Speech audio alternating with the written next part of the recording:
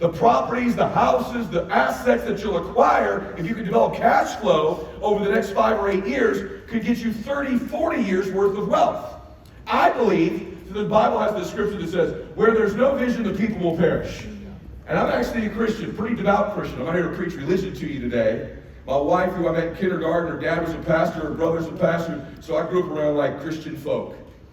My family had none of that crap, right? My family, Christmas ball, like booze and partying, and I go over her house and they're doing like Jesus Trivial Pursuit, you know, it's like, yeah, I'm not kidding, right? But I think if you look at that scripture a little bit deeper, I think most people do have a vision. If I ask you right now, are you happy or sad? What's your vision? Happy. Rich or poor? Rich. Private jet or commercial? Private. Right? Contribute in the world to make a difference, feel good about yourself, or do nothing? Contribute. So you have a vision. Here's your deal. Here's your deal. Especially now. You have a depth perception issue. You think it's further away than it is. And because you think it's 10 years away, 15 years away, and you have other speakers tell you it's okay if it is, I don't know about all that crap. Be patient when you're young. I was worth $100 million before I was 30. I know this guy LeBron James, he did pretty well young. This guy Cuban did pretty well young. Zuckerberg did pretty good young. Musk did pretty good young. So I don't know about all this wait till you're older stuff to get wealthy. I don't even know where that comes from, but it's absolute bullshit. It's not true at all. You can make money at any age. The truth is, your dreams are much closer than you believe they are. But because you believe they're that far away, you pace yourself and you act in accordance with that belief system. And so you perpetually keep it there. When you have a mindset of it's that far away, or hey, next 4 or 5 years, all I'm trying to do is survive. I'm just going to ride it out. But then there'll be dudes like me and some of you that are like, no, this is where I kick everyone's ass. This is where I grab territory. This is where I dominate. Woo! Now, if you can start thinking like that, maybe you got something going. That's not rah-rah. I'm going to show you exactly what to do those things. But here's the truth. It's not that far away. The truth is, it actually is one decision away. It is one relationship away. One new thought, one new emotion. One meeting, one speaker, one podcast, potentially away from changing your life. I'm a product of that. Lots of little one-mores in my life have changed things for me. I'll prove to you another one. You want to hear a big one and a one more big one? Yes or no? Yes. Playing golf like 8 weeks ago. There's this dude at my club. It's a really cool club. I think it's probably the most exclusive club in the country that I belong to. It's like name dropper central. Tom Brady, John Elway, Kris Jenner, Rafa Nadal, Tim Cook, Phil Knight, Jerry West, Adele, Ellen DeGeneres, Ed Mylett. It's a pretty cool club. There's like 150 of us. Ask them all who has the best house, by the way. Right here. Consensus best house. This one guy says, hey man, this dude wants to play golf with you. He's kind of a fan. He wasn't just kind of. And I don't want to do it. But my round canceled. I wanted to play golf that day. I'll name drop again. Fred Couples, if you're a golfer, canceled me that day. So, he canceled. Back is hurting. Fred Couples, look it up, Google it. So, I got no game that day. It's a crowded day. I go out, I'll play with the guy. I go to the first tee. Oh, I hit my left, man. Can't wait 5 hours to pick your brain, man. I go, nah, that ain't how it's going to work.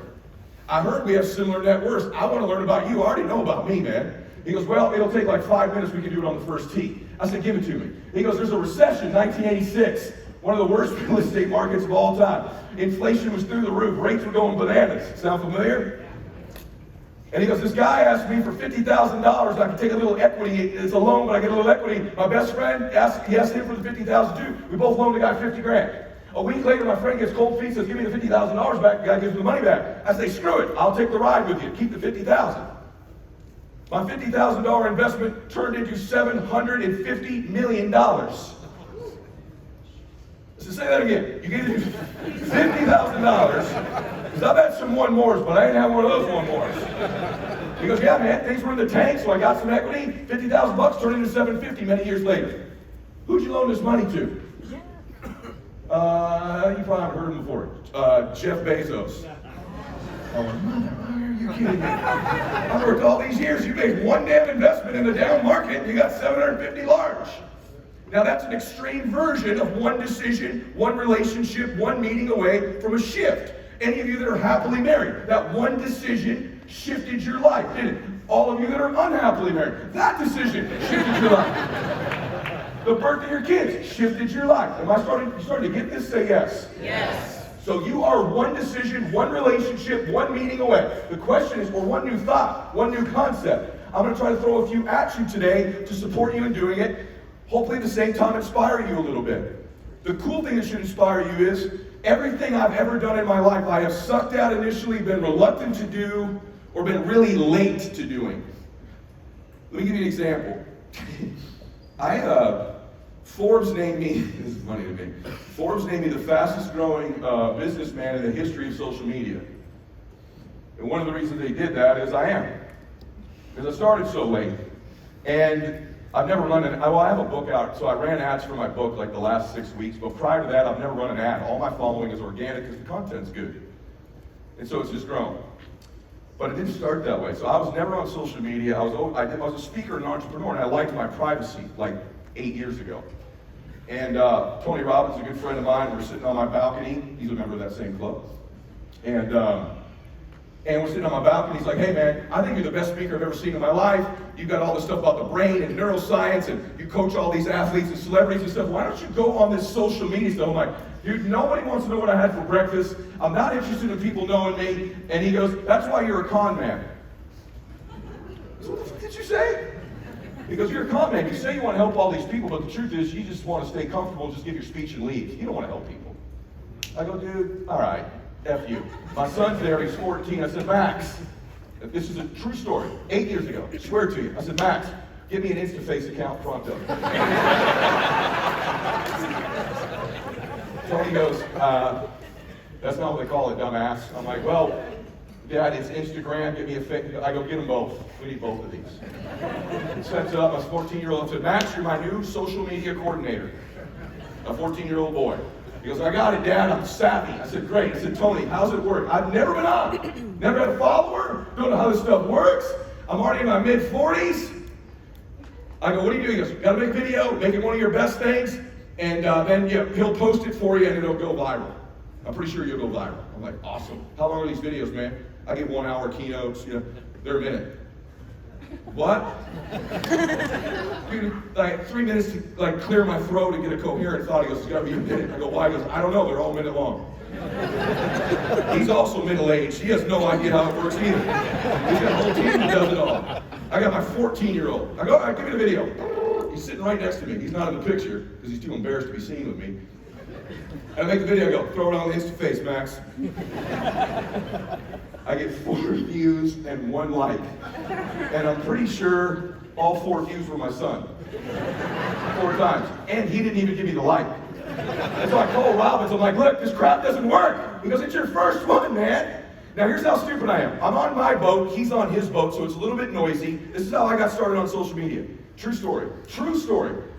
He goes, look, man, it's going to take a little while. He goes, why don't you like it? I go, you're right. Boom, I got 2 likes now. And he goes, listen, this is what I hear him say. There's a couple keys to these algorithms. No freaking clue what an algorithm is. He goes, this is what I hear him say. You need to post at the same time every day. The best time to post is breakfast time. I go, okay, like 7:30? He goes, perfect. Just so you guys know, to this day, every single post I have ever made is at 7:30 a.m. Pacific time.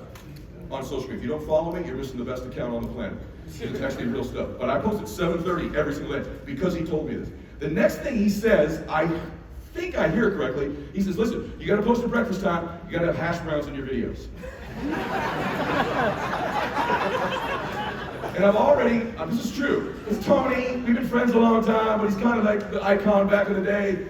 And I have already called it InstaFace. I'm like, all right, got it, dude, I'll do another one. I called my son, I said, hey, I'm taking my boat to the golf course, I just talked to Uncle Tony. How come you don't know about the hash brown thing? He's like, Daddy, I go, you're supposed to post at breakfast time, and you gotta have hash browns in the videos. Like, Dad, I go, look, it's 2 o'clock, I'll be home around 4, tell your mom to fry up some eggs and some hash browns, we're doing the video, when I get back, we'll post it tomorrow morning.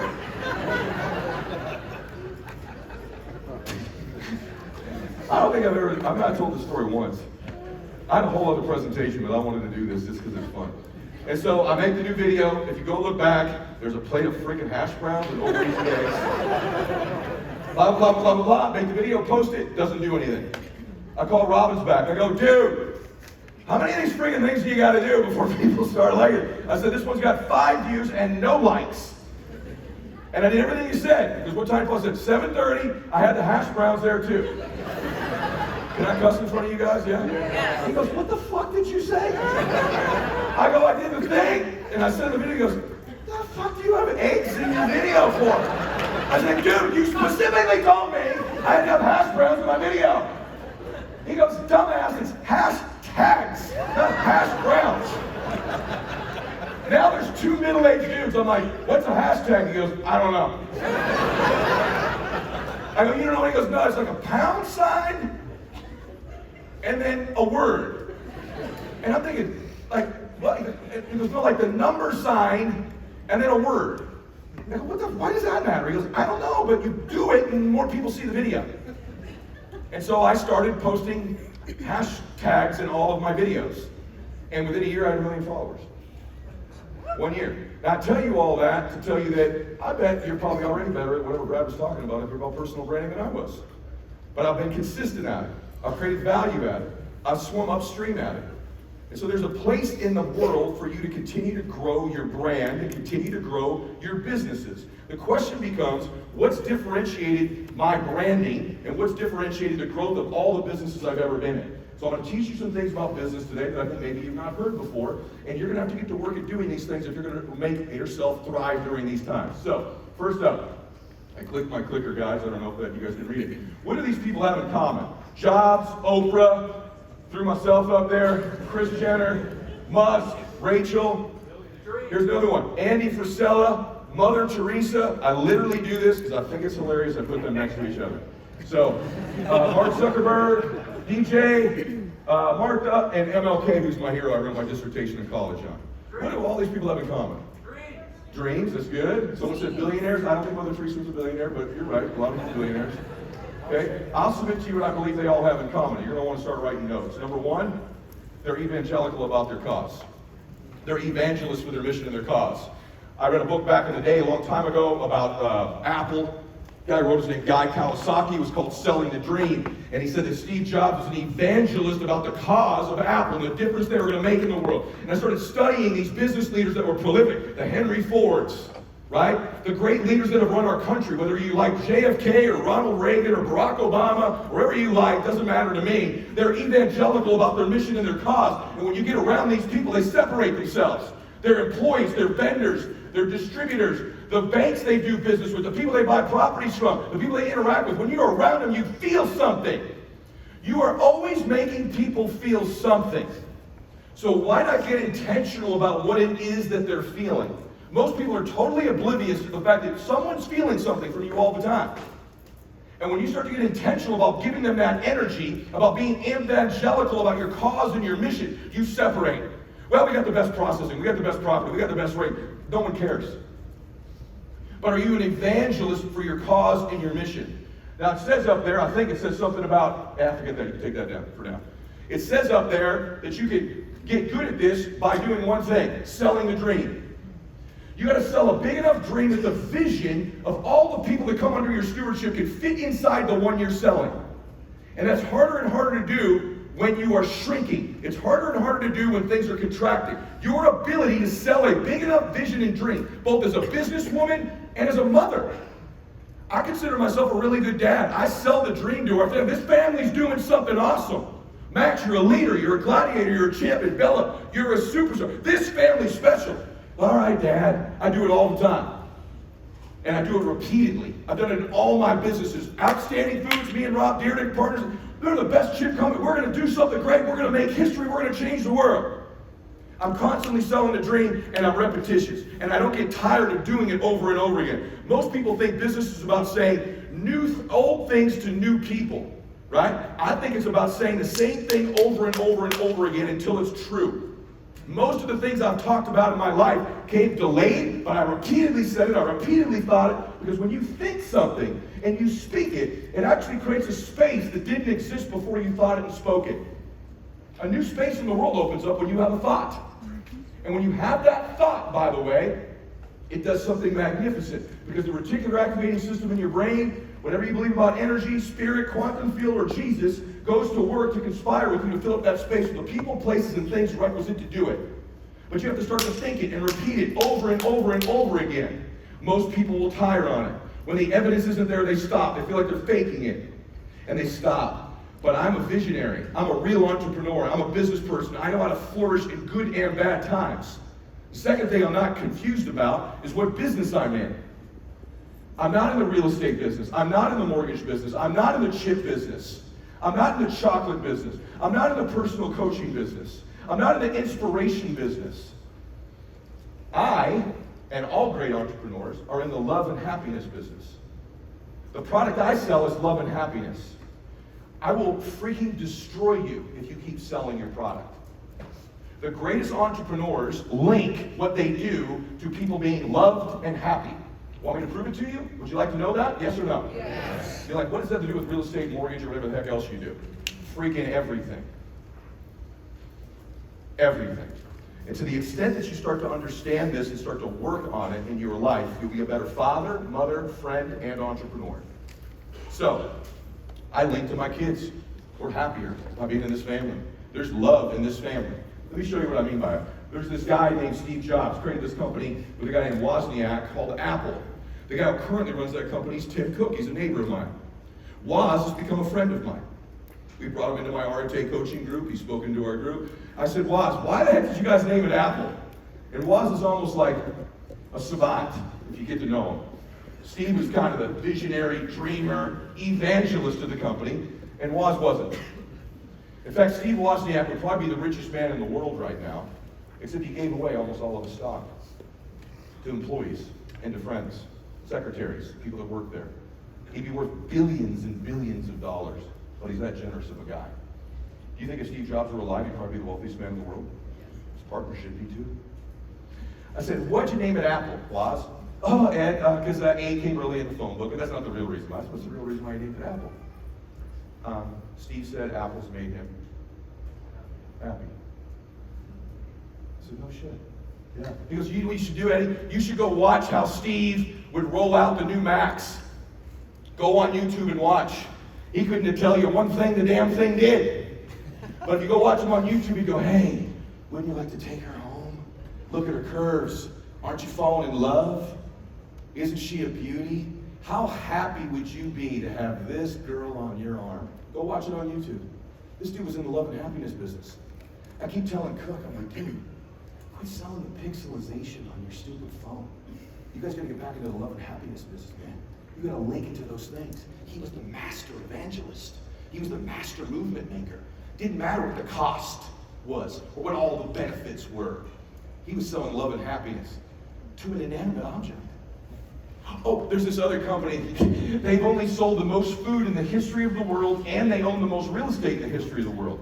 And they're in neither one of those businesses. McDonald's. Number one distributor of food in the planet Earth's history. In fact, you know why they don't sell onion rings everywhere, right? There aren't enough onion farms in the world to facilitate their distribution for a month. They also own the most real estate in the world. You know how you get there? You think you get there by promoting how tasty your shitty hamburgers are? How healthy your food is? Because that's what you do in your business. Oh no, man, you don't get it. We have the best rates. No, we have the best deals. Love and happiness, man. How do you link that to hamburgers? Well, let's take a look. Am I right? I don't know. Their number one meal is called a what? Wow. You just been buying their shit for years. Never even thought about it, did you? You're like, I don't know why it has, what's this hamburger have to do with happy? We need a mascot. A hamburger stand needs a mascot? Yeah, let's make it a clown. Clowns make kids happy. You're like, you've never thought about it. What does this clown have to do with hamburgers? It doesn't matter, you bought it. Oh, actually, hamburgers and fries aren't the number one thing they sell there. You know what the number one thing they sell? Coca-Cola. You know what you get when you get a Coke? You get a Coke and,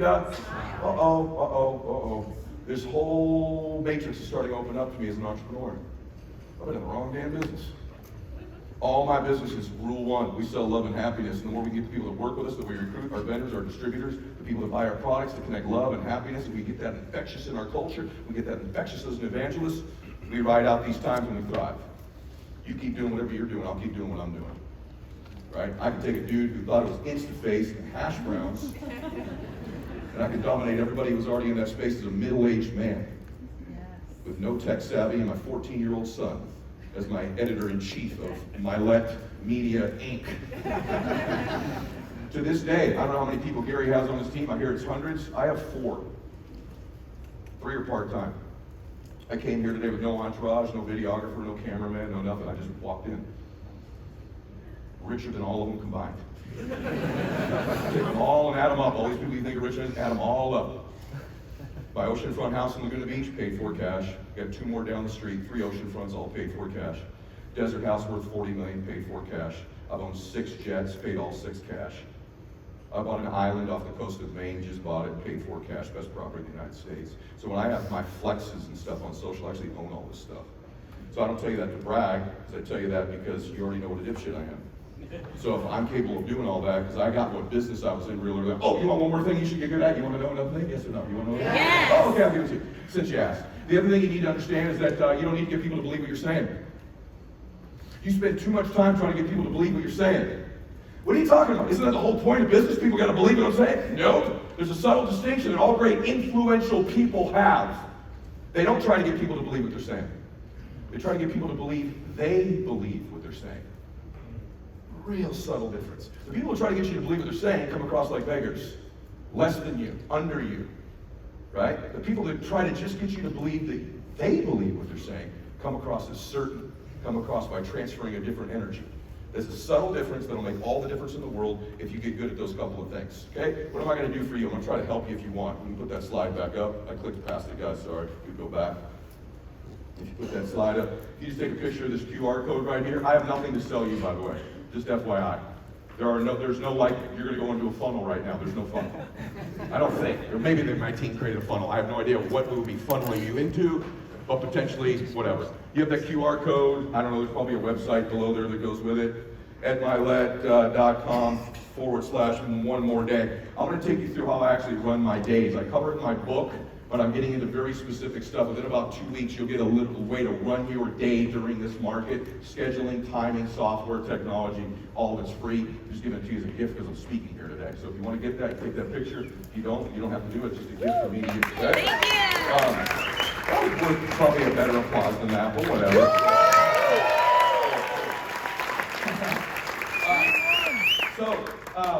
Let me tell you how I got into business, and then we're going to talk a little bit about how we make this thing work beyond what I just told you.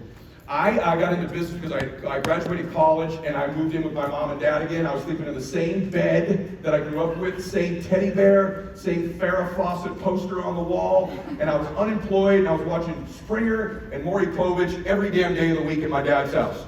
My dad, when I was a little boy, I made, by the way, I forgot to tell you this, I made almost all my money in my life with 2 skills. 2 skills. I don't have high IQ. I don't. I am real hardworking. But I have 2 main skills. I'll tell you what they are. I'm really good at reading people and being present with people when I'm with them. Like if you met me backstage, look at a great compliment you gave me. If you met me backstage, I look you right in the eye, don't I?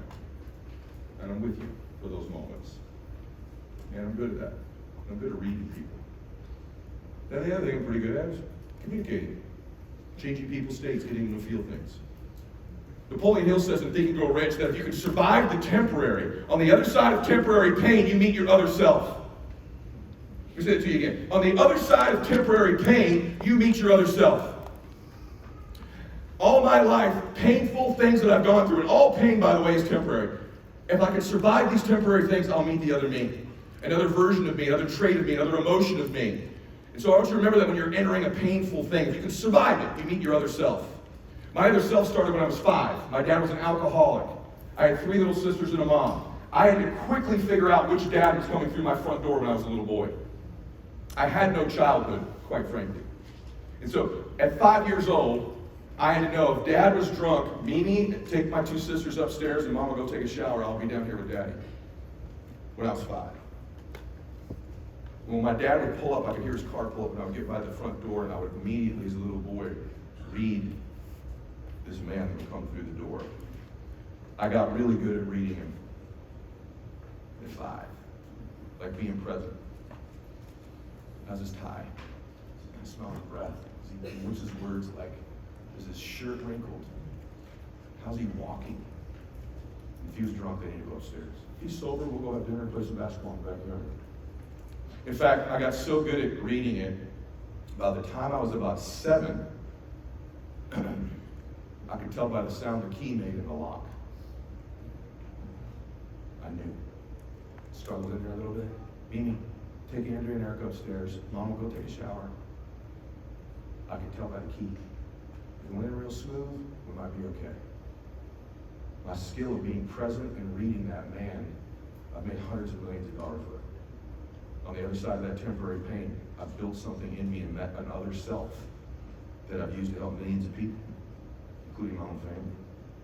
Second thing is, if he was drunk, I had to learn to change his state and talk to him. Hey, Daddy, how's your day? Oh, good. So I got a 93 on the spelling test. I hit 2 home runs in baseball today. You did? Yeah. Let me show you what I did. And I would try to get him away from the liquor cabinet. So if I get him on the couch and start telling him about my day, I could change him. And I would talk to him. And I'd inspire him. And I'd get him visualizing. You imagine that? Little did I know on that other side of the pain what would make me pretty good at this stuff. If I didn't have that, this would have never happened. So when people tell you life happens for you, not to you, I'm proof of it. I'm complete proof of it. So my dad decides, after about 15 years of living like that, I'm driving with my dad to a Little League game one day. I'll never forget it. I'm 50 baseball game. I never seen my dad cry. By the way, I've seen my dad in more than 50 physical fights. 50. 50 real fights. My dad's a dude. Right? You know what I mean when I say a dude? Any of you guys raised by a dude? Yep. Yeah, I was raised by a dude. A drunk, aggressive, violent dude. I got my ankle. You got one too? Yeah. My dad wasn't like, you want the belt. My dad was like, you got the belt. One day we're coming out of St. Dennis Catholic Church on a Sunday. My dad rolls up in his Datsun B210 orange hatchback. We were balling. I think it's like 60 horsepower. We had to park in the upper parking lot because we didn't know if we parked in the lower one, if we could get up the hill to get back home. This Sunday we went to church, communion, amen. We walk out, we're in the donut line. I don't know what happened. Some guy said something to my old man he didn't like. We get in the car, next thing I know, we lap around the church. Now we're in the lower parking lot. We never go to the lower parking lot because this piece of crap can't get up the hill. I remember I'm in the back seat, my sister's in the front seat. My dad waves this dude over that I'd seen him talking to. I don't know what's going on. The guy kind of goes like this. The guy walks over to the car, gets closer. My dad's right here, grabs him, goes, boom, headbutts him from inside the car, lays the dude out 7 feet from the priest. Throws the thing into first, and we just drive away. Went back the next Sunday, back to Our Father, peace be with you, like nothing happened. That was my old man. I'm 15, we're driving the game. My dad's crying. Never seen my dad cry before or after that day. Pulls over, he's still crying, not looking at me. Then he talks, he says, Eddie, and he finally looks. I'm going to try to get sober one more time. I'll never forget. One more. I said, Dad, what would be different this time? I'm going to lose my family. Your mom told me that she's taking you guys.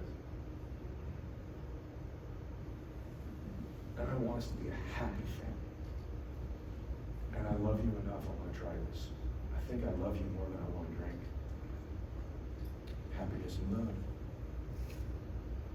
And he went away and he came back and he was sober. I said, Daddy, are you never going to drink again? He goes, I can't promise you that. I can tell you this, I'm not going to drink for one more day. That lasted 35 years until he died. Completely changed his life. Completely changed his life. One decision away.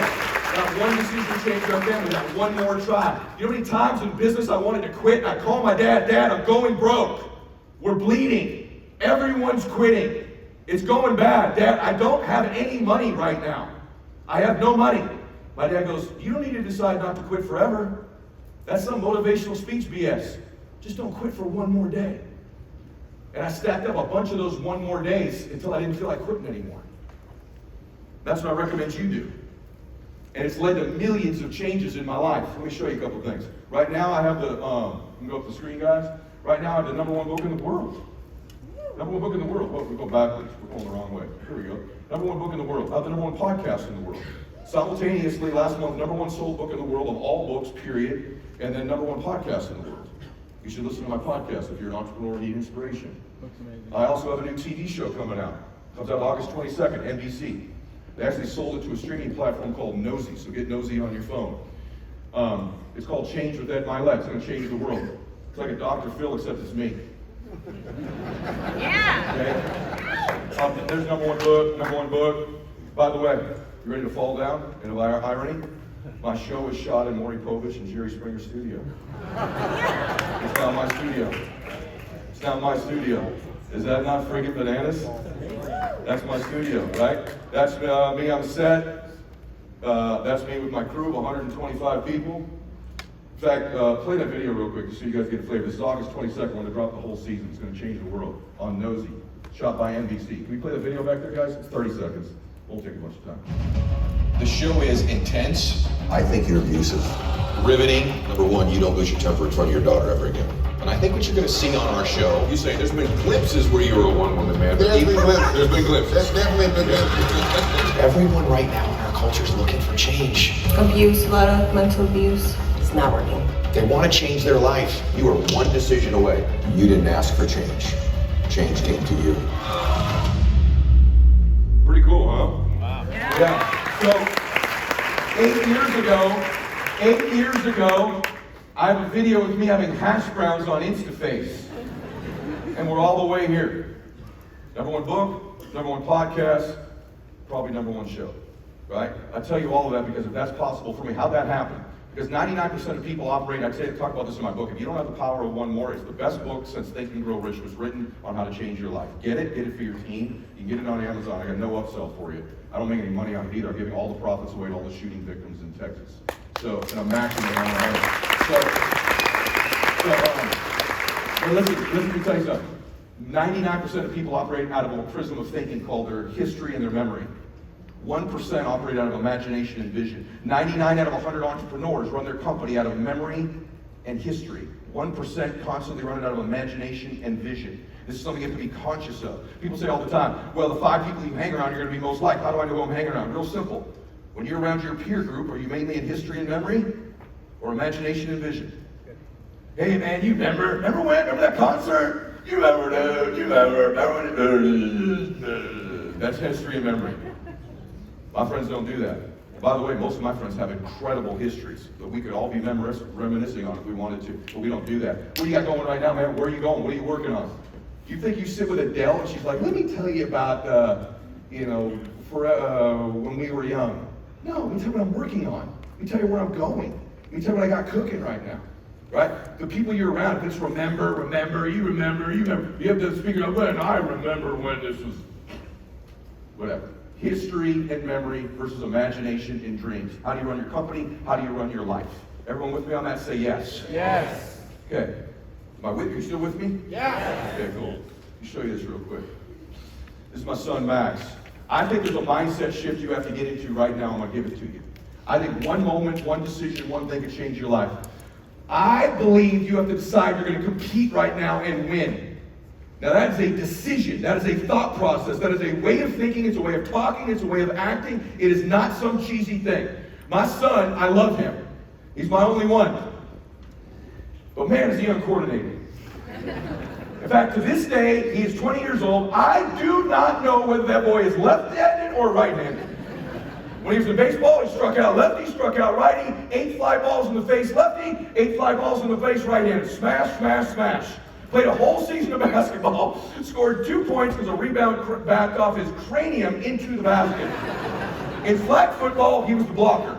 If you have any kids in flag football, you know exactly what that means. Just stand there and shut up. Someone else will throw it, someone else will run, someone else will pull the flags. God bless him. He eats left and right. He's just uncoordinated. And I was a college athlete. And so what happened was we landed on golf, same thing, left-handed, right-handed. I bought him all these different sets of clubs. We literally settled on some of his clubs were lefties, some of them were righties. You've never seen someone play golf like this in your life. But I'm a busy guy, I travel, and I finally just gave up on the fact I wasn't really pushy. I said, Mac, he decides to play golf. So we moved to the desert, and where we live is all pro golfers and their sons, and then me and my kid. And we played on this tour, and I did it because the dad's caddy for the sons. So I get to be 5 hours with my son. As busy as I am and I travel, I can get home Saturdays. It's 5 hours with my precious boy, only one I got. And literally, it got to the point, he finished last in every golf tournament for 3 years. Not second to last or fourth to last, DFL every single tournament for 3 years. To the point where when we would drive to the tournaments, we just stopped talking about it. I would literally say, Max, this is my line. I say, hey, today, let's just have fun. This is all about fun. Hey, Daddy, bring so much. My boy's so sweet. Oh, it's going to be so fun today, Daddy. And I'd say, I wouldn't love you more if you won. And I won't love you any less if you lose. Thank you, Daddy. Let's have fun today, man. Okay, Dad. And he's such a sweet boy. He get on the first tee, Top is driving away. That's okay, we're gonna have fun today. Jacob would get up and vomit. Yeah, Jacob! Woo! And the other kids are like, you know that, like, the concept of this whole thing here? Max was so encouraging, so sweet, so kind. Got to the point where I'd take him home. His mom wouldn't even ask him. When he shot, we stopped, like 1 year in. It's like, did you have fun? Oh, we had so much fun, Daddy. And I were laughing, and the other guys are great. And dead laughs, like lose by like 30. So one day we're playing and our life changed, because one moment can change your life. I'll show it to you. Put that picture up if you can. So this is not that day, but I just want to show you. This is me and my dude. Okay, I just want you to look at the picture real quick. Which one of us looks like the coordinated one? I just saw this yesterday. What the hell is his feet doing? That's crooked. Do you see it? This is hard, right? What the fuck? None of my DNA is in this kid. And he's really nice and kind. There's nothing in me that's in there. So we're playing this day. We played 9 holes. We're way behind because Max is playing so bad. We're in last place. We're down 11 shots out of second to last place. And something happened. My son had a good swing. He practiced every morning before school until dark after school. And I got some bucks, so we went to some good coaches. But we weren't trying to win. We were just trying to have fun. And so we finished the 9th hole, and at the 9th hole, every tournament, there's lunch for the kids, except we were so far behind, and the 10th hole was like 200 yards away. So one of the dads, who's a pro golfer, who I won't say his name, maybe, and his son were leading, and the other boy was in second place. We're in last. We're way behind. And the dad says this: hey guys, boys, why don't you go up to the tee and hit your shot? Max will go grab your lunch. He's out of it. He doesn't care. He's last every week anyway. Max, go grab their food for him. And my little boy went, okay, mister. You want me to say it how I really said it? Yeah. Say his name. No, don't say his name, Dave. What the fuck did you just say? Don't you ever talk to my son like that again. You understand me? You never speak to my son like that again. Ever speak to my son. I said, tell you what we're going to do, Max, you stay here. You guys go up to the tee. I'll get the food. I need a minute with Max. You guys go to the tee box. Come here. I said, Max, get over here. Come here. Dad. I grabbed me this gray shirt on. Come here. We're gonna fucking win! He goes, what? I go, we're gonna win! That's it! But Daddy, what about fun? And I go, listen to me. Winning is more fun than fun is fun, Max. That's it! And I go, you got a good swing. No one's gonna talk to our family like that. I may have been on a little testosterone at the time, but whatever. Max still beat. I said, hey, we're gonna win. I go, you got another shirt in your bag? He goes, yeah. I go, listen, take that gray shirt off. We're putting this blue shirt on you. Take your shirt off. He said, Max, this is the winning shirt. I go, you got a great golf swing, son. We're gonna win. Daddy, we're down by the... I don't give a shit, Max. He had never heard me cuss before. Swear to God. Heard his mom cuss a bunch, but never me. It's the truth, too. We're gonna win. I'm scared. Dad, I go, we're gonna win. Here's how this is gonna work. You don't take any practice swings, and we're gonna get serious. I'm gonna tell you exactly what club to hit and where to hit it. You got a great golf swing, Max. Your swing is better than these dudes. We're gonna... Okay, Dad. And I go, no, listen. I didn't say it. You can't hit a driver to save your life. Hit this 3-wood. You go up there, I'll get the lunch. And I watch my little boy, like he always walked, hunched over. Now he's scared. And I'm going to get the food, and I'm like, damn it. We're getting killed, right? And I'm grabbing the boxes of the lunch, and I watch him walk up. My kid can't even, I'm not kidding, I'll never get this. He can't even, those kids, they tee it up. My son has to do like this to tee the ball up. Like, you ever seen someone do that in golf? They're like, you've been playing for 3 freaking years. You can't tee the ball up. But watch this. Watch this. Real quick, guys, I'm on the screen. That's his swing when we were warming up. It was all mental. And so I watch him line up, and he takes the 3-wood. We're playing right-handed. He's right down the middle. I'm way away. I go, hey, it's a good shot. I see him kind of out his cloud. He's walking. I get back and go, hey, we're going to win today. How'd that feel? He goes, that felt good, Daddy. I go, it's a great shot, Max. You're right up there with those guys. You got a better swing. We're walking. We're going to win. We're going to win. We're down 11, 9 holes to go. We're going to win. We're going to win. We get up to the shot. I say, hey, Max, it's 120 yards, 8 iron, over the lake. Hit this thing about 10 feet left of the cup. I've never done that before. Specific, precise instructions like I expect them to win. He goes, okay, Daddy. Gets up, hits the 8 iron, about 20 feet left of the cup. Nice shot. How'd that feel? Pretty good. Right? We're walking down. We're going to win. We're going to win. We get over there. He's about to putt. I said, Max, line the putt up. He would never even line his putts up. Like the other guys. He's like, okay, Dad, yeah. Does this whole BS lining it. He has no idea whatsoever what he's looking at. None. Hey, Dad, I think it's like downhill. And I don't either. Downhill, left to right? I'm like, exactly, man. Knock that thing in the cup. Okay, Dad. Doink, makes it. Birdie. Yeah! He goes, yeah, Dad! I go, whoa! How'd that feel? He goes, I go, Max, winning is more fun than fun is fun. He goes, yeah! He kind of twirls the club and hands it back to me. And by the way, they made bogey. I go, hey, man, I don't know if you realize this or not, we're only down 9. 8 holes to go. Let's go. We get to the next hole, hits his drive, get a minute driver, hits his drive down the middle. There's a lake in front of the green, it's a par 5. The other 2 boys lay up. I go, Max, we're going for it. He's Dad. I go, no! We gotta go for it. We're hitting the accelerator, man. You gotta hit this 3-wood over this green. You got a great golf swing. We're gonna win. You got the blue shirt on, Max. You're gonna win. Hit this 3-wood. There's a lake and a wall over the green. This is where Jesus comes into your life. My kid takes it back. And it's in the air. And I'm like, Jesus, listen to me. If this lands on this green, I will honor you in every talk I ever give for the rest of my life. I will praise you. Just please. Please, Jesus, Lord, please. This whole boy's life is on the line. And it hits the wall. And bounces straight up in the air. And lands on the green. And rolls to about 2 inches from the hole. Hey, how'd that feel? He goes, Dad, real good. Now we're walking down the fairway. He's like, what up? What up? He's a whole I'm getting, literally, I got goosebumps. I'm not kidding you. He's walking down like, now this dude's walking like a dude. Gets up, taps in, he makes an eagle. Now we're down 7. I said, Max, we're going to win. We're going to win, man. This is where life changes. We're going to win. You got the best mental dude in the world. You got the best swing. We're kicking these fools' ass, Max. We never talked like this before. I have no idea who I am right now. And I have no idea who the hell he is right now. Flash forward to the 18th hole. We're down 1. We're in 2nd place. Guess who's in 1st? Dumbass and his kid. All right. By the way, I'm in a tank top, fully jacked at the time, Adidas pants. Him and his kid are in matching Puma Ricky Fowler outfits, identical. My kid's got the crooked hat and the freaking feet. I'm carrying the bag all just jacked up.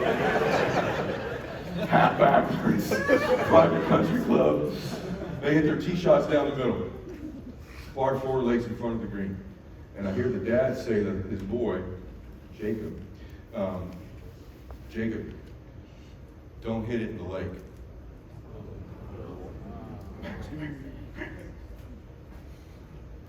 Jacob's gonna hit it in the freaking lake. Yeah, I'm gonna tell someone what not to do, Max. Tell them what to do. Jacob drops it in the lake. I go, Max, here we go, buddy. 132 yards. We did the 7 iron, 10 feet left of the hole. Let's get the hell out of here. All right, Dad. He hits it about 15 feet left of the hole. Jacob's a pretty good player. He holds out. So here's where we're at. Max has a putt. If he makes it, we win. If he 2 putts, we tie. If he 3 putts, we lose. If we tie, we go to a playoff. My stupid ass, Mr. Mental Guru, says to my son, it's a downhill putt, hey Max, this thing's downhill. Let's give it a little tap. We 2-putt, we're in a playoff. My kid, who an hour and a half earlier was down 11 shots, having fun, losing, goes, no, Daddy, I'm gonna make it. We're gonna win. He tells me. He does his little BS thing, right? Gets over that sucker. Jesus, I swear to you, we're going back to church. Pulls that body back. The longest, most slow motion putt in the history of my life.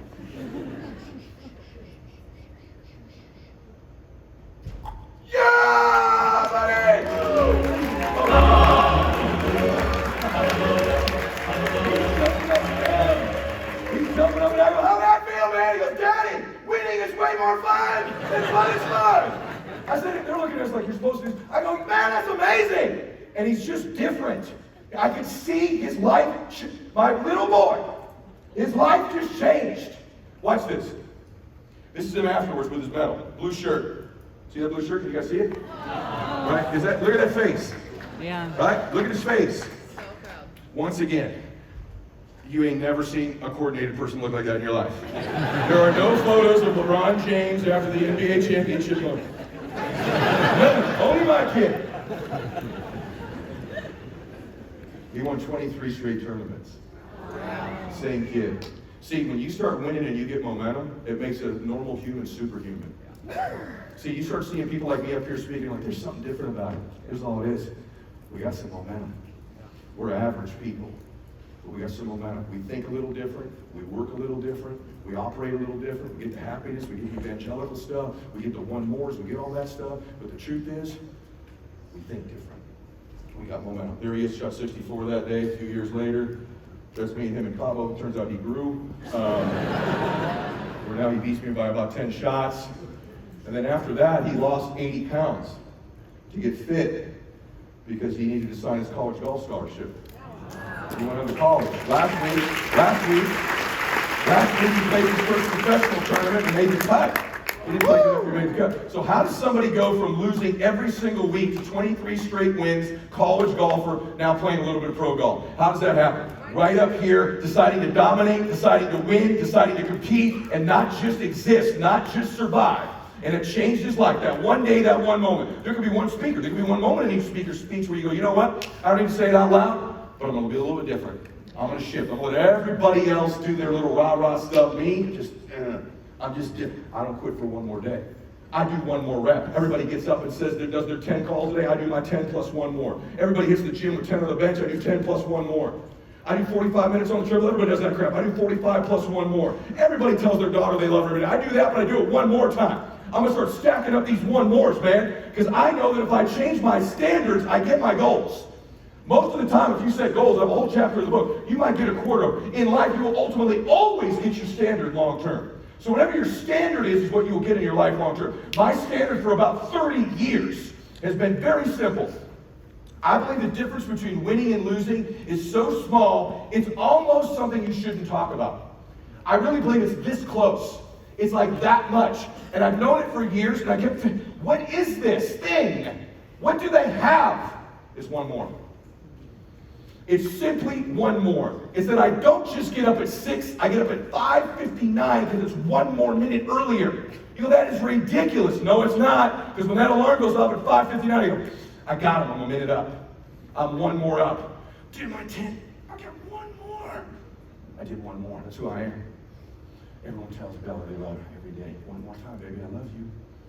I start stacking up these one mores, that's my standard. If I'm willing to do things you aren't willing to do, I'm going to get things you aren't willing to get. That whole day I said, Max, none of these dudes get up before school and hit golf balls. None of these dudes go after school. None of these dudes are watching golf videos over and over again. None of these dudes got me in their ear for their mental game. Man, you're doing stuff nobody's doing. We're going to win.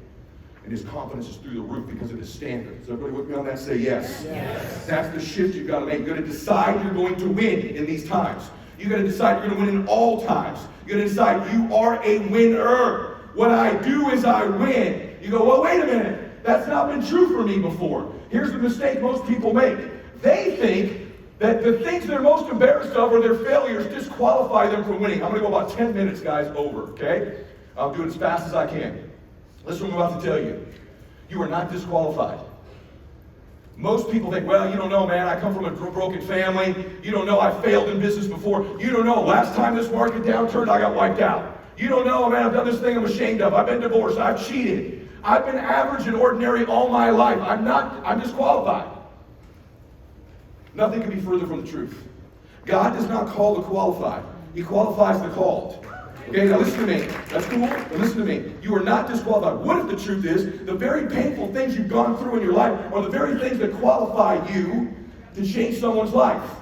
What if it's that if you want to impress people, get up here and tell them how perfect you are? I'm the guru. I got all the answers. I don't. I'm a flawed person. But to connect with people, show them your imperfections. To connect with people, let's write this down. You are most qualified and capable of helping the person you used to be. in every area of life. I am most qualified and capable of helping the people. You know people who didn't have hope and you have hope now, you're qualified to help them. You know people who are broken and hurting and you're not anymore, you're qualified to help them. You know people who don't have financial answers in their life and now you have them, you're qualified to help them. You know people who lack self-confidence because you used to lack self-confidence, you can help them. You are qualified and capable of helping the person you used to be. That's why growth matters. Because every time you grow, you get introduced to that other self and now you can help the people that used to be like you. I help millions of people because there's been all these versions of me that I used to be. See, here's the thing that's interesting. Just a month after I wrote the book, I wake up one night crying. Someone helped my dad get sober. I never thought about it before. Some precious person changed my family's life forever. In my dad's darkest moment when he was going to lose his family, maybe lose his life. And I don't even know where it happened. Some bar, some alleyway somewhere, some coffee shop. I don't know who they are, but some human being helped my father in his darkest moment. And they changed my family forever. Little did that person know, whoever they are, that if you help this man, his son will reach millions of people. If you can help this man. And in that moment, that person had the courage to help my dad. What qualified them to help my dad? They used to be him. They were also a drug addict. They were also an alcoholic. They know what it was like to lie to their family, to cheat, to steal, to be ashamed of themselves. And the very thing they thought probably disqualified them from winning was the actual thing God was using to prepare them to be qualified to help my dad when he needed them the most, because you were most qualified to help the person you used to be. So if you used to be broke, help people get rich. If you used to not have confidence, help people have confidence. If you used to not have dreams and vision, help people who don't have dreams and vision. You starting to get it? Say yes. Yes. Someone changed my family forever, man. Some drunk, some alcoholic changed my family. Now, this is my dad who I've been talking about. We can put that up. That's my dad. That's me as a goofy kid. That's when my dad drank. You know what I remember about this picture? It just hit me the other day. I told my son, I hate this talk. I'm only doing this because it'll help. We got kicked out of that restaurant that night. Because we got kicked out of the other restaurant. Our big night out for a fancy night was the Sizzler. Sizzler had a private room for the employees. Every time we go there, they put the Mylett family in there. I thought, man, what a band. Let's put us in there and keep my dad away from everybody. And that night, my dad didn't like the way his steak was cooked. And he lost his shit that night in the restaurant. We got asked to leave. My mom was crying. My two sisters were crying. My other sister didn't know what was going on. We got kicked out of there that night. This is my dad and me at my wedding. Proof that I was once a handsome man, and so was my dad. This is my dad after being sober for many, many years. This is the three Ed Myletts. I'm Edward Michael Joseph Mylett III. The guy in the middle there is Papa. Let me tell you where I come from. Papa only finished the 4th grade. The reason he only finished the 4th grade is my great-grandfather drowned in a gutter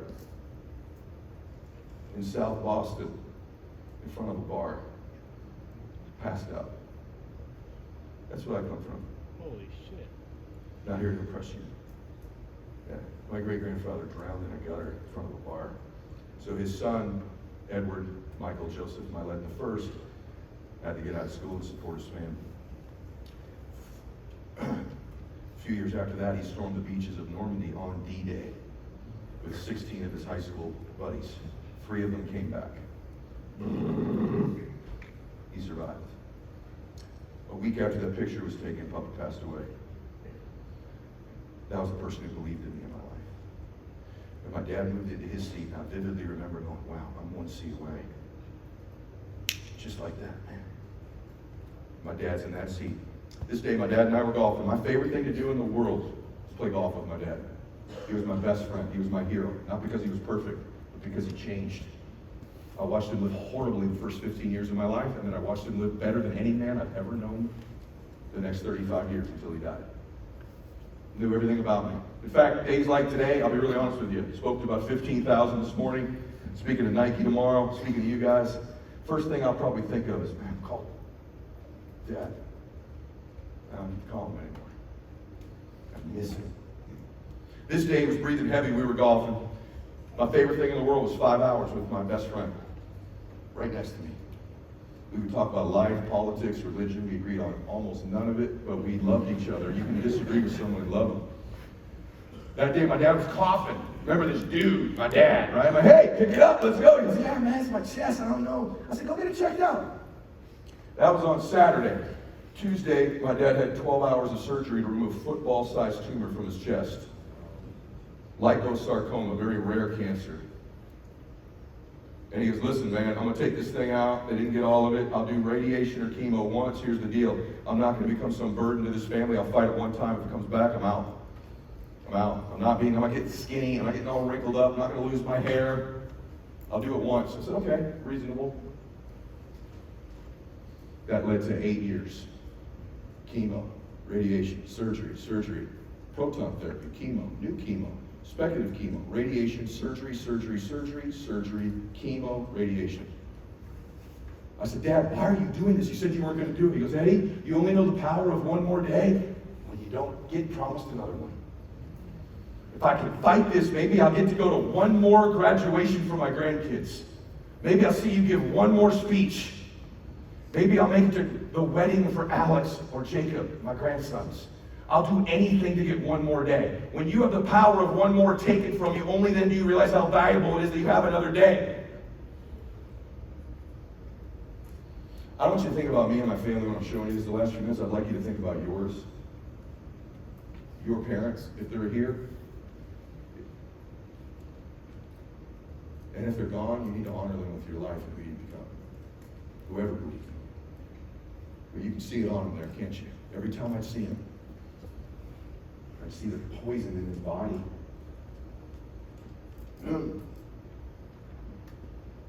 This will be the last time I give this talk. I hate it. Every time I'd see him, I knew I was losing him. He would walk in, never complain. Hey kid, how's it going? How'd you do? I'm doing good, Daddy. Never better. My hair is gone. I'm a big, strong dad. Is that mine? We'll get to one of those graduations. You sure? Yeah, not so bad. Don't throw up. Everything happens for you, not to you. The whole priorities changed, man. Used to be if my dad called, be like, I put him in the voicemail, I'll call him back. Now? In fact, I was coaching a guy who runs a very large country. Like the biggest. We were at lunch one day, I said, sir, my dad, I'm going to take this call. Hey, Dad, that's who matters. People you love. Making them proud of you. Letting them know you love them. Fixing shit if it's bad.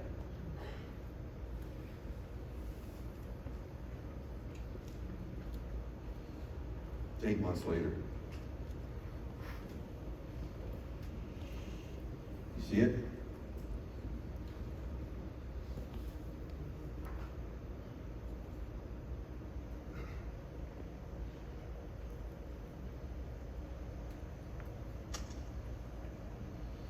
It's my dad in the hospital. I want to show you something. See what my dad's wearing in that picture? White shirt, glasses for his golf. We don't play golf anymore. You can't. See that picture? White shirt, glasses, golf outfit. Doesn't play anymore. See that picture? White shirt, glasses, golf outfit. Such a proud man. Because during COVID, he would get up every morning and says, don't see me in a hospital gown. Got up every morning, shaved, put his golf outfit on. Sat in bed, I taught him visualizations. Every day he was in there, I was down in the parking lot doing my podcast, doing my work. My dad's dying upstairs, I'm not allowed to go see him. I told him, Dad, visualize us playing golf. And I called him, hey, my dad had my voice, now he can, I said, hey, how's it going up there? He goes, just finished playing Pebble Beach. I said, cool, how'd you play? He goes, lights out, shot 68. Really? Yeah. He goes, you played like shit. This day he calls me, eats lunch. We'd already played our round of golf, and I was in the parking lot. He goes, hey, come get me. What? Dad, I can't. It's COVID. You know, I'm not. I want to go home. I go, Dad, you can't go home. We'll get you another steroid shot. You're going to rally again. You know you got this. Listen to me. I'll never forget this. I have one more day. What? I have one more day. That's the same dude who said, I'm going to give this one more try. Don't quit for one more day. I won't drink for one more day. I have one more day. I want to go home. I want to be with Mom and you and your sisters for one more day. Please. My stomach just sunk. Yeah, I know. I don't call your doctor. Call his doctor. I go, Doc, crazy. Dad's nuts saying that. He goes, I'd send the ambulance in. Take him home. They know. I said, who's they? Someone's going to die. He told you one more day. That's what he said.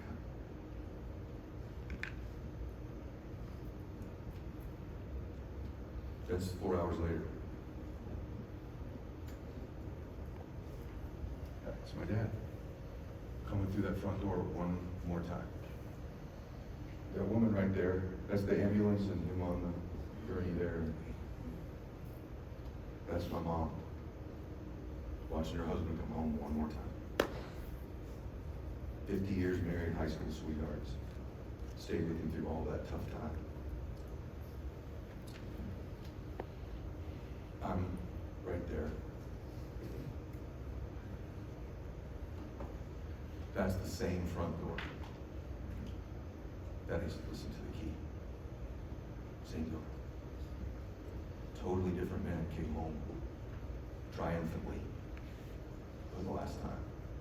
That man that came through that everybody was afraid of, that I had to keep from the liquor cabinet, that I would watch as a little boy so scared, came home completely transformed. Years and years and years of being a good man. Years and years and years of changing his life. One decision, one person at a time. Came home one more time. Someday your mom or dad are going to come home for one more time.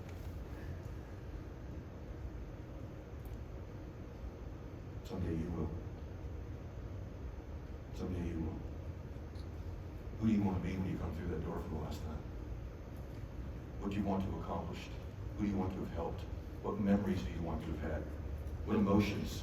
What moments with your family? What memories do you want when you have your one more day? See, it's coming for you. We think everyone else is going to die, not us. Yeah, it's coming. And I don't know when it's coming, but I know this. This is my dad with one more hour. Holding my dad's hand right there, man. That's the same damn hand I would grab. Daddy, I got a 93. I had 2 home runs today. Same room, I take him in right there.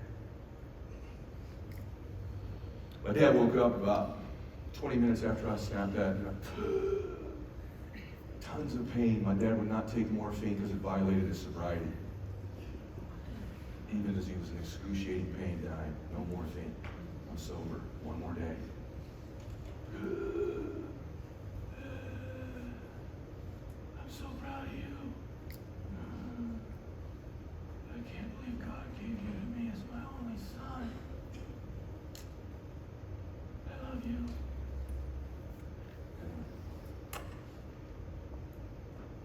And about 20 minutes later, he took one last breath. I was right there with him. What do you think my dad was thinking about in those moments? Haters, risks he didn't take, mistakes he made? Nah. He was thinking about his family, his memories, his moments, the people he helped, the changes he made, the difference he made in the world, who he had become. That's what my dad was thinking about in those moments. The people that he loved, he was surrounded with them. Someday that's coming for you. Who do you want to be in those moments? And you're in this meeting, in this moment, and I told you in the beginning, I want your life to be different at the end of this hour. I think you're going to compete and win. I think you're going to be evangelical. I think you're going to be a dreamer. I think you're going to operate out of your man. All that stuff. This is what matters. And And after my dad passed, my mom said, would you go upstairs just packing this stuff? I don't want to go up. I said, yeah, Mom, I'll go up. And I found all these index cards up there of my dad's with all these dates and names on them. I'm like, what are these? I'm like, Mom, there's hundreds of these names and dates. She goes, oh, those are all people your dad helped get sober. Thousands of them, Eddie. I said, you're kidding me? I never knew he did any of this. She goes, oh my gosh, coffee shop, 6 a.m., midnight, pulling people out of bar. Your dad's helped thousands of people. He paid forward what that person did for him. You know why? My mom doesn't know it. She goes, he was most capable of helping them because he used to be them. I went, oh my God, Mom, that's brilliant.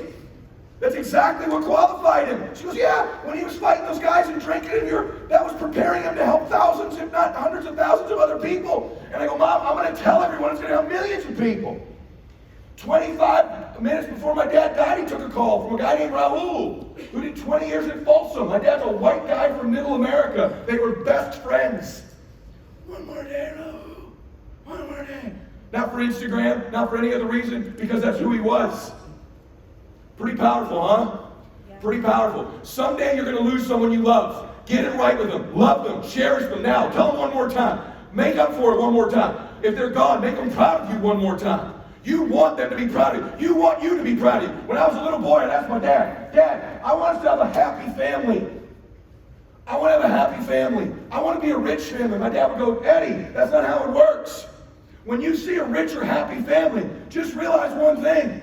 Somewhere back in that lineage, they weren't happy. They weren't rich. And then the one shows up, Eddie, in a family, and that person changes families forever. That's how they live on the ocean. I'm not the one. You're the one. I am the one in my family. I've changed my family forever, man. The world does not have their thumb on the Myletts anymore. We think different. We operate different. Our world is different. Because I was willing to do one more over and over and over again until my family won. From what? Because I love my family. My will to win is not for sale. You will not get me to sell my family out. I don't care what the market does. I don't care where things go. I'll let every other dude in this room sell their family's dreams up the river and make some excuse. I'm fighting for I'm the one in my family. And you are the one in yours if you choose to be. They can be a happy family. They can be a rich family. If you love them enough to never surrender your will to win, then you'll keep competing. You'll keep doing one more until it changes for your family. Smart people win, but guys like me win more. I just love them more, man. I just want it more. You can't out-compete me. And you got to get to there, whether you're a man or a woman. Here's the good news for my dad. You can get that thing. Pull that down. Here's a good thing for my dad that I know. He's in heaven. My dad's in heaven. I have two metaphors for heaven. I'll give it to you last. I'm a Christian, so when I get there, I just want the Lord to go, hey, man, well done, my son. Come on in. Yeah, but man, you got screwed up a lot. Yeah, I screwed up a lot, Lord. But I actually think this other thing happens. I think when you pass away, you get introduced to the man or woman you could have been. The destiny version of you. The woman with all the memories and the emotions and the moments and the difference and the beautiful life. The trials and tribulations, the temporary pains she survived over and over again to ultimately become who she became. See, for me, when I get there, I'm going to go, hey, man, I've been chasing you, Ed Mylett, all my life. And I got off track. I got screwed up. I got lazy. I made mistakes. But I just kept coming for you, dude. And I want this guy to go, man, I seen you coming. I seen you got off track over there. I saw that failure. I saw when you did that stuff you shouldn't have done. But man, you kept coming back. You did it. You caught me. We're identical twins. That's heaven. My dad, the first 35 years of his life, was nowhere near that guy. And then he started chasing him. And he got closer and closer. And then I think he even exceeded what they thought was possible. The middle of my dad's life, you go, no way is he going to heaven. But he did. See, to me, what I never want to have happen for any of you is you get there and you go, I was chasing. And you go, I'm not sure who you are. I don't recognize you. You had that opportunity to take that risk. The time you gave in, you quit. You just didn't get back on track. You didn't really love them that much. You settled for average and ordinary. That wasn't who you were born to be. You were not born to be average and ordinary. You were born to do something great with your life, and it's a shame I don't recognize you. That's hell. That's hell. You need to decide right now, you want to go to heaven or you want to go to hell?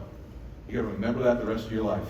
I want to go to my version of heaven. I want to ultimately catch the person on cable coming. The only way I can do it is to survive temporary pain. I'll get introduced to another version of me, another version of me, another. So when pain comes my way, I start acknowledging, oh, this is how I get to the other side, and I meet the other version of me. And then another type of pain will come, and I'll survive it, and I'll thrive in it, and I will end up ultimately meeting the best version of me, and I'll go to heaven just like old Mylett's dad did.